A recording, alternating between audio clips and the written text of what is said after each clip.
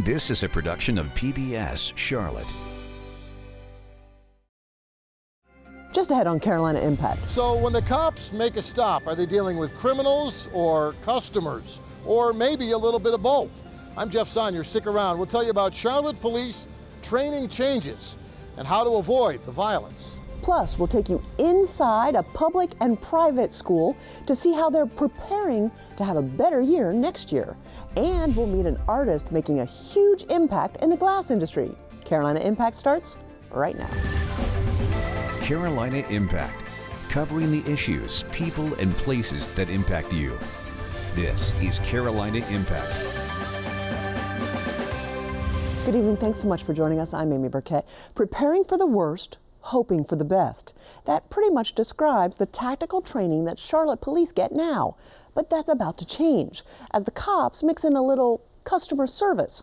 It's all part of a Charlotte police plan to win back public trust after a series of high-profile police controversies, both here in Charlotte and across the country.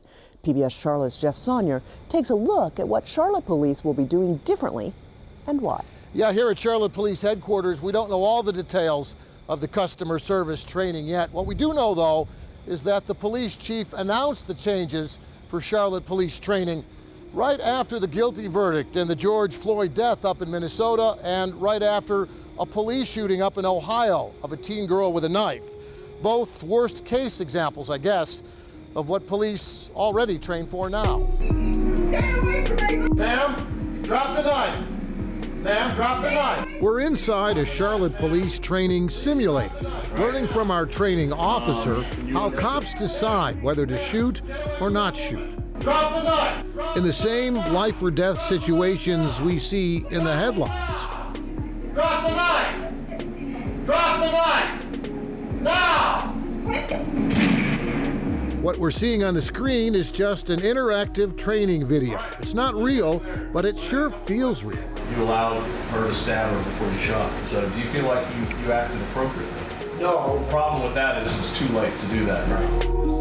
We have about 600,000 citizen contacts every year, and one or two of those that go bad could spark an outrage within the community, and that's unfortunate. But as Chief Johnny Jennings told us after last summer's police protests in Charlotte, most encounters with police aren't life and death. This is not an us against them. This is how we can be better. Which is why CMPD is hiring the same consultant that worked with Starbucks and other big companies. They want it to be easy for all employees to understand, measurable, actionable, trainable. To help develop customer service training for Charlotte police officers. It's putting more pressure on Chief Jennings. He mentions that this is not a PR stunt, but we feel it is a PR stunt. Jolien Ortiz is spokesperson for Charlotte's Fraternal Order of Police, which represents the cops on the street. Hey man, let me see your hands. Let me see your hands. Let me see your hands. Let me see your hands. Put it down. Put it down. Drop the gun. And Ortiz says you can't compare customer service at a Starbucks or a department store or a theme park to these high-risk situations that cops in Charlotte face every day. Shots fired! Shots fired! Shots fired! Shots fired! That's why the FOP disagrees with Chief Jennings over the $60,000 cost and even the need for customer service training. And that's not what we want. Our officers want to give good service, good community service, engage with our public, be able to be the solution to the problems that are happening in those communities. That's what will help officer morale. That's what officers are trained to do and they're taught to do even at the academy level. If you take the funding out of all of that, you are taking part of your community away. Because officers are there. They're the first people that you interact in on your worst day. It was just literally him pointing a gun at me and calling 911 saying he had me at gunpoint. That's not a good way to start a conversation. On Tanya Jameson's worst day, she was out of state, changing the license plate on her newly purchased SUV, when an off-duty police officer pulled his pistol. Saw me from across the street and held me at gunpoint because he thought I was trying to steal the car, even though I explained to him multiple times that I'd purchased the car and that I had all the paperwork in my bag. All communication goes out the window when you come in with that perception. Now, Jameson is chairperson of Charlotte Citizens Review Board, which investigates police shootings and makes recommendations to the police chief on whether officers acted properly. Obviously, we don't want our officers to try and be, fuzzy and warm and fuzzy with a violent criminal, but with your everyday interactions with people in the community, yeah, there needs to be better interaction, better communication. It's your ability to talk and communicate with people. And so to have customer service training and say, okay, we're gonna look at how we interact with the public differently. You gotta calm down. It's all right, man. It's okay. It's okay, man. It's okay. It's all right. We got it's all over now. We got you, it's just, we're here to help you. Come on. Calm down and we'll talk. Jameson says she supports anything that brings more communication and more compassion to police work, whether you're a victim or a suspect or just putting a new tag on your car. Yeah, being at the other end of a police officer's gun definitely changes your perspective, and you realize how quick they are to draw. I don't think the police have changed. I think that it is the public's awareness of what is actually going on. There is that fear now, and so it's different. The best scenario is that routine calls and routine interactions with the public, with non-violent individuals, just regular routine interactions, don't end up with somebody being shot. It opens the door to looking at things in a different way, looking at things through a different lens than you've typically done this before. And so I say it can't hurt. Policing is completely different. The program just for us seems a little far-fetched. It's just not going to happen. If you're breaking the law, the customer is not always right. By the way, that whole concept of customer service training for police is pretty new. In fact, the consultant that CMPD is working with on the project has never worked with a police department before, which means whether the training here in Charlotte succeeds or fails, a lot of other police departments will be watching. Amy? Thanks so much, Jeff. After Charlotte's police protests last summer, CMPD announced it was in compliance with the so-called 8 Can't Wait program, a series of 8 policies and procedures designed to de-escalate violent confrontations between the public and the police. We've got a link to more information on 8 Can't Wait on our website at pbscharlotte.org. Well, with the school year winding down and the pandemic still a factor, how are our schools planning to proceed as they look ahead to the new school year? And how can they pivot the lessons from an unprecedented year to close any achievement gaps and come back even stronger? These are the questions our Barbara Lash explores. If you have kids in school like I do, or maybe you have nieces, nephews, grandchildren, you just might be concerned about everything that's happened during the pandemic from an educational standpoint, social and emotional needs. Well, I would love for you to take a journey with me to 2 schools, one public, one private, to see just how much the teachers, administrators, students, and even parents are really stepping up to make sure that we are all set to go when the fall arrives. I'll say the word, you say the word, and then we tap out the first sound we hear. Are you ready? Big. Big. No, that was good. That sounded good. Good to be back in person to wrap up the school year. Hidden Valley Elementary School in Charlotte, like most schools, has bounced back and forth between in-person, virtual, and hybrid learning models. Principal Daniel Gray says the biggest obstacle through it all has been the relationship building between the teachers and students. I have, some clips of teachers who went and they stood outside the door and held up a whiteboard and wrote out math problems and showed the kid through the door so that the kid would understand and knew what was going on. Times 3 in each. Is that our equation that we need in this problem? No. Third grade teacher Haley Austin recalls some of her visits to student families. Anything to get the kids on, to get the kids learning was worth it. And it really made us know the families more. I feel like I always have a pretty good relationship with with my parents, but this year, I mean, being in their houses, and they were awesome. They welcomed us in with open arms. Another thriving relationship that surfaced during the pandemic is the one between the school, neighborhood residents, students at the University of North Carolina at Charlotte, and UNCC's Charlotte Action Research Project. They launched a virtual tutoring program that meets every Saturday morning. The focus is literacy and reading comprehension. They're not just talking about just literacy, they're talking about other issues that excites the children, what interests they have, so they're making a relationship, getting the students to talk. And the more they talk and then they listen to more intelligent speak coming from those instructors on the UNC side, it's gonna just definitely broaden those students' horizon. I had a kid that I talked to the other day, a student that said, I know all these different people and they all care about me. And that, you know, that'll touch your heart. Also at the heart of Hidden Valley's approach is not being defined by a Title I status or achievement gaps, but rather a mission to excel by addressing the students' social and emotional needs as well as the academic ones. Camp CMS coming up this summer. We have one of the highest enrollments in the district with our students attending those camps. And we're trying to get even more of our students in those camps. And it's not just for students who are struggling, but for enrichment as well. So when they come back in the fall, they're closer to closing that gap. Something else coming back in the fall? The use of technology, which the teachers and staff learned is a huge asset. I could tell any kid in my classroom, go to this website, click on this, and do this, and they're there within 2 minutes, and that's never happened before. That technological savviness has played a major role at Friendship Day School for the Sciences and the Arts as well, a private elementary school in Charlotte that conducted the majority of the school year via Zoom. What I would say, and especially being there with him every day, seeing the virtual learning, the children have truly excelled. The plant traps the bug. And Angela Rivers' nephew, Amari, holds the school record of never missing a day since kindergarten, whether in person or virtual. And he's in the 3rd grade now. Talk about loving the environment. My favorite part about FDS is the teachers and the head of school. A head of school and teachers who have worked diligently to thrive even in a virtual environment. I think it was a combination of several things. One, our scholars have a tremendous support at home.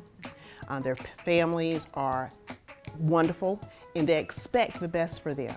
Then here at school, our expectations are very high. So is the spirit of competition. These FDS 3rd graders were in the building for their standardized test, only the 2nd time the entire school year that they've been together in the classroom.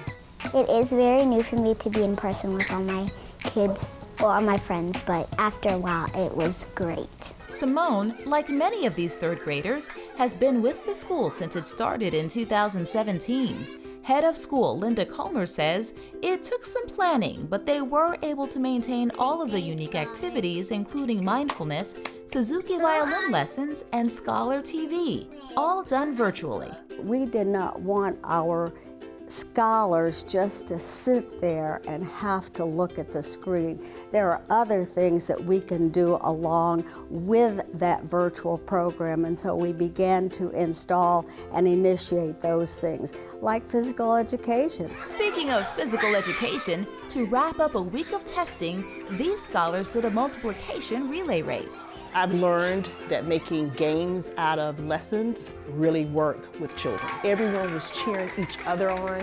They were saying things like, use your strategies, remember the strategy. Strategy is also being used to plan for next school year, including making use of learning apps and tools discovered during the pandemic. Also, because of spacing in the classroom, we will also probably use part of Zoom. We will probably use their breakout rooms for small group instruction. Instruction and then some. If you don't love them, you can't lead them. And if you don't serve them, you can't save them.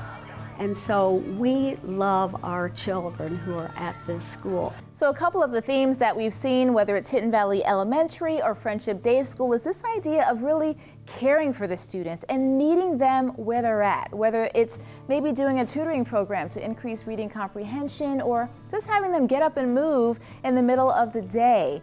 There are plenty of things that schools have learned throughout this pandemic to really propel their students going forward. So I encourage you, check out your own school, pull back a couple layers and see what nuggets are there that can really help your kiddos get off to a great start as we go into the next school year. For Carolina Impact, I'm Barbara Lash.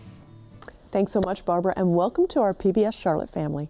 Well, Friendship Day School for the Sciences and Arts, which began with just a kindergarten program, is now a K through 4th grade school with plans to add the next grade level each year. Along with the Opportunity Scholarship offered by the state, the school offers scholar sponsorships to help with tuition. Well, a new nonprofit organization in Charlotte is using its fitness programs to bring the special needs community together through exercise. Sarah Colon Harris has more on how getting active is helping them transform their everyday lives. Great weather, friends, and exercise. It's the combination that keeps Brent Sessler coming back to Rise Above Fitness week after week. I'm glad I'm part of the family here. I'm glad to be out here and just enjoying myself and just having fun and hearing people smiling, laughing, joking around, all sorts of stuff. You guys tired yet or what? Today's class includes a little jumping, kicking, running, a few high fives, and even a little dancing. Here, there's enough variety to keep things interesting. Go, Jordy! All while building character and confidence. We do a lot of exercises. We do like push-ups and sit-ups, and we like to be funny next to it sometimes, and we like to do some dancing, a little bit of dancing, a little bit of exercises and yoga. But unlike other fitness programs, everyone here has special needs, including 39-year-old Brent, who was born with a condition known as Williams syndrome. It's a genetic disorder that makes you happy and makes you friendly. There are some challenges that I face, but other than that, it's a really cool. He's been just a joy to be with. He lives independently, has a full-time job at the hospital, working 40 hours a week. He walks to work. For Brent's dad, today's movement is a welcome sight. Prior to Rise Above Fitness, Brent was relatively sedentary. Didn't have an opportunity to get out and socialize with friends, to be able to exercise on a consistent basis. So now we can count on Tuesday, Thursday, and Saturday for this wonderful opportunity to be with friends and get some healthy exercise. And this one is called Karate Kid. The fitness classes are part of the nonprofit organization Rise Above. We have 3 key components of exercise, socialization, and empowerment for individuals with intellectual and developmental disabilities. So think autism, Down syndrome, cerebral palsy, even into the TBI, so the brain injuries. Ryan Bost, a fitness instructor, says the idea for the program came to him after volunteering with special needs adults. You know, after that first class, I felt phenomenal. I couldn't sleep. My mind was churning. Right after that, 2 weeks after that, volunteered at a camp, and that just solidified it. This population has taught me more than anything is to be present and to live with intention. The Rise Above group meets 3 times a week, twice here at Freedom Park and once on Saturdays at Park Road Park. They also meet virtually, and the average cost per class is about $15. We're gonna do some warriors, so we're gonna come with our feet together. For Jordan Todd, the program has paid off in big ways. My favorite part is push-ups. I feel good. Since joining a year ago, the 24-year-old has already lost about 30 pounds. It is phenomenal, to be honest with you. She's just really come out, and for me, that is like the best feeling in the world. Just for her to communicate and just be with other people and be with friends. Rise Above Fitness, you know, kind of typifies this whole pandemic experience, which is to not let it get you down, to always stay positive, and lift yourself up above whatever obstacles that you have. And so it's a pretty special name really matters, because that's what we're trying to teach this population, is to try to not let obstacles be in your way. Okay, hands up. For Brandon Burrows, coming to the program has not only reaped physical benefits, he's also seen positive changes in his mental health. Where I had a very serious health breakdown. I had depression, I had anxiety, but ever since I came to this class, it has died down quite a bit. I'm a lot better than I was before. Sarah Allen is the mother of 2 special needs children, including her son Matthew. Matthew was born with what's called toxoplasmosis, which is a parasitic infection. Did damage to his eyes and to his brain stem, so he's legally blind. He does have some mental retardation, but he also is on the autism spectrum. She says the program addresses the need for community after high school. Once they graduate high school, they just fall through the cracks. And so to find something like this, where they can get outside and be around other people and get moving, because the majority of them will just sit in the house and look at video games. This has been just amazing. He loves coming. He loves to be outside and be with other people. For Ryan, the executive director, bringing the group together has also transformed his own life. We provide fitness classes. They give back to me tenfold, right? So I live more with intention than I ever have in my life. Being present in a space where everyone is free to be themselves. Here we go, here we go. For Carolina Impact, I'm Sarah Colon-Harris. The RISE program has served about 150 people since it started in 2020. The program hopes to eventually expand into more cities. Well, imagine for a minute your child or any loved one being just 5 years old and being told he or she has a rare form of cancer and given just 5% chance to live. The news would be crushing. But here in Charlotte, there is such a person who somehow beat those incredible odds and is now living out his passion through his art. Carolina Impact's Jason Terza shares this incredible story of survival. All right. So there's the clear molten glass. We're going to roll it through red. When you think of glass, you likely think of something hard and breakable. But it's still like mega hot. It would burn the heck out of both of us. Not something soft and meltable. And this will stay hot at around 2,200 degrees Fahrenheit. But as it's being made, that's exactly what glass is. There's all these different little moves and steps and teamwork and communication, and it's like super dangerous. Located in the Notice section of Charlotte, Hot Glass Alley is the only hot spot in the area, bringing the mysterious art of glass making to the public. Beautiful. Stop right there. Perfect. You get one shot to really get it right, when you're out there making it. For owner Jake Pfeiffer, creating glass masterpieces is a lot like, well, cancer. It's a one-shot deal. There's no setting it aside and dealing with it later. Once it starts, it must be dealt with. And either things go well or they don't. There is no in between. Jake knows this firsthand. Those days are forever embedded in my mind. He kept waking up in the evening with headaches, and during the night at 5 years old, he would wake up and say he had a headache, I have a headache. At first, doctors thought it was nothing more than a sinus issue, but those headaches persisted. We did CAT scans and MRIs, and it turned out he had a very high-grade rhabdomyosarcoma that set down behind his left eye, but it had fingers, and it had already penetrated through the skull and was moving into his brain.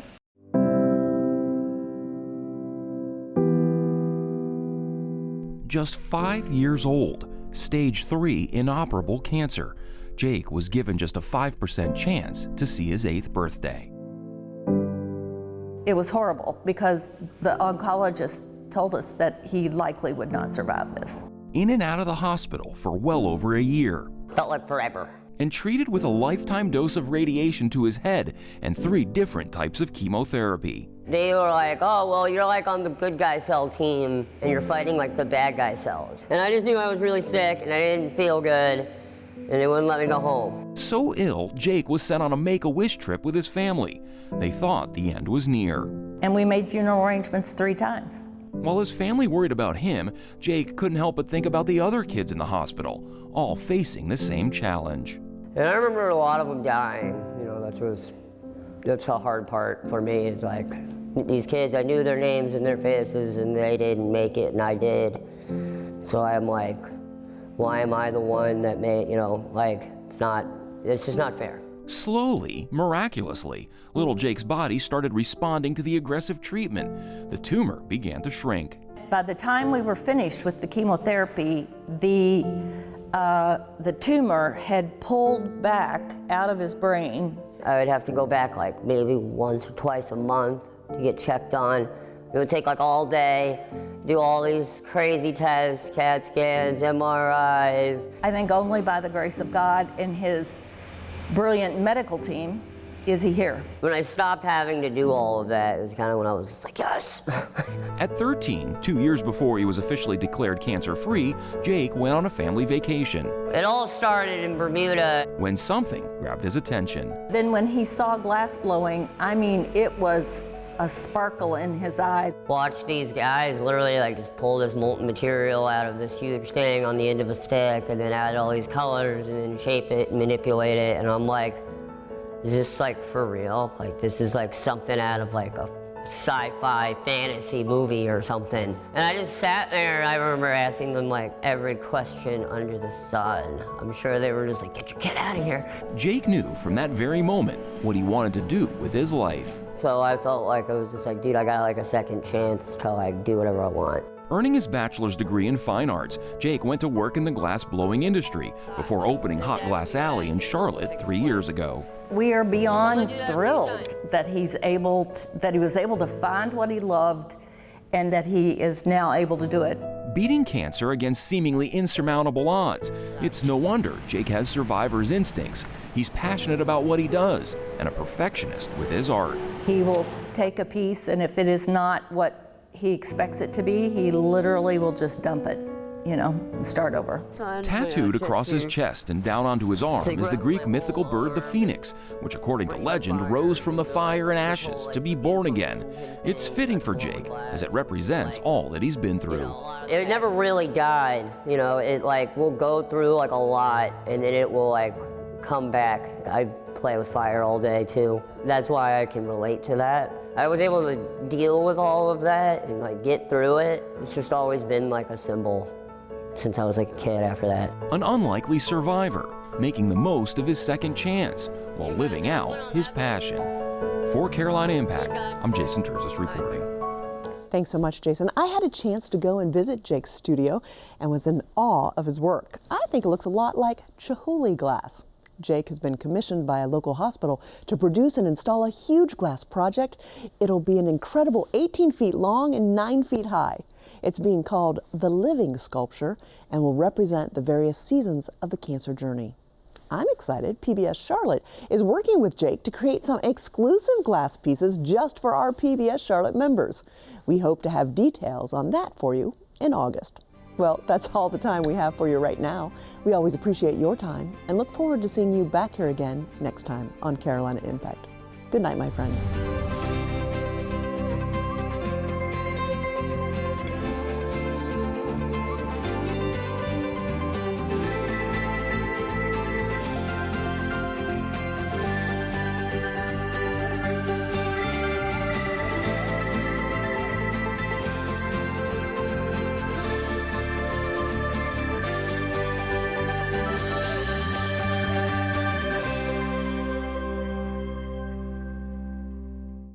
A production of PBS Charlotte.